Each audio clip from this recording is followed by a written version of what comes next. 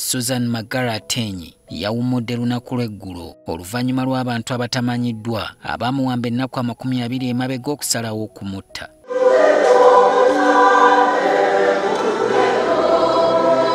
Omwoyo gwe gusabidde olwaleero mu ekereziya ya Our Lady of Africa Mbuya.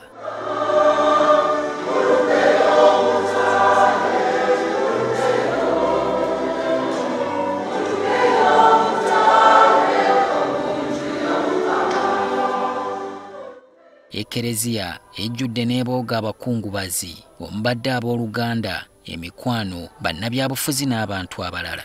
Father John Mungerera yakulembeddemu ekitambiro kya mmisa eky'okusiibula omugenzi.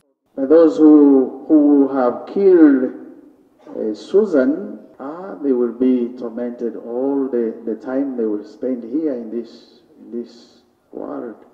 Mu bubaka bwe tabadde musanyufu n'engeri abantu gye beerabiddemu Katonda nga kati batuuse n'okukola ebikolwa ebyekko nga bino. There is a systematic rejection of God in our world of today. We have decided to go our own way. And that is why at the beginning of Lent, Prophet Joel was calling us, come back to me, come back to God. Anenyezza abantu b'omulembe guno abafuukidde ddala bamulyannimire nga bo balowooza nti obulamu bwakulera ngala ensimbi ne zijja. The generation that thinks life is la buena vida is to sit on a sofa set, put the Coca-Cola there, watch the television. That is the good life. This is what many young people, they are dreaming. My dear, we have to work. Kabona wa Katonda asabye bannayuganda okukwatira awamu okulaba ng'ebikolwa kikula kino bifuuka lufumo kubanga byolekedde okufuula eggwanga amatongo. Aboogezi abalala bajjukidde ebirungi bingi ku Magara so nga n'abandi bakolimidde abaamusse. She was the most patient of all of us, most accommodative, with a heart that made us feel at home. Let them run mad on the streets so that the whole world can know them before they kill another person.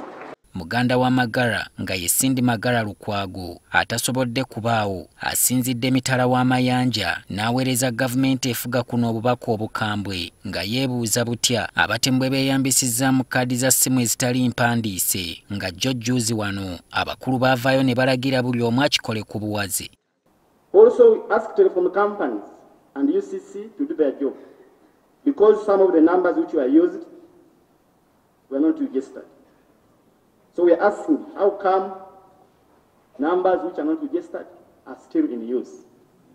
Kitaawe w'omugenzi John Magara alombozza ennaku eyo za ku lumonde n'atukula abaseddekezi gye baamuyisaamu n'abantu be okumala ennaku 2 nga bawambye muwala we. They would take a few days without calling, would wait.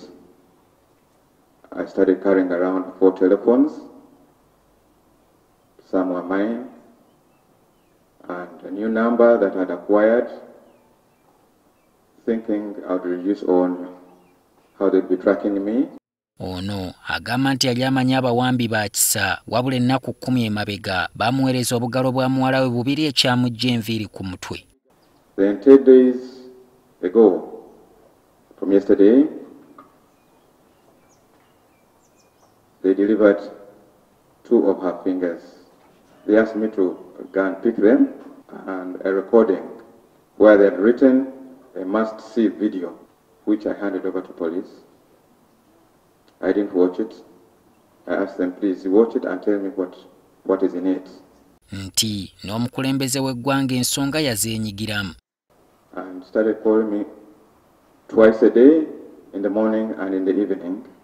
And also invited me to State House, and we had a 2 hours meeting with him, where I requested him to allow us as a family to go by the demands of the kidnappers, and whatever the state was to do later, that could happen after we've recovered Susan.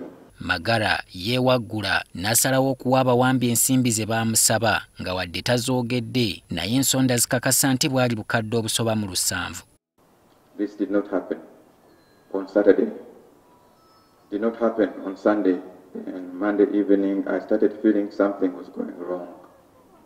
There was no reason why Susan was not being released. kyokka okutegeerera ddala nti muwala waafudde agamba waakiri kyamuwanudde omutima gye gwabadde gwewanise. Famire ya Magara nakati bakyebuuza ekyali emabega w'okuwamba omuntu waabwe ekyongedde okubateekamu okutya nti osanga bano bandikomawo ne bagifuula mpisa. Omubiri gwa Magara gutwaliddwa olwaleero ewaabwe gy'asibuka e Hoima olw'enkya agalamizibwa wamu ne bajjajja abaamusooka e Kalannamu. Solomon Kaweesa, NTV Akawungeezi.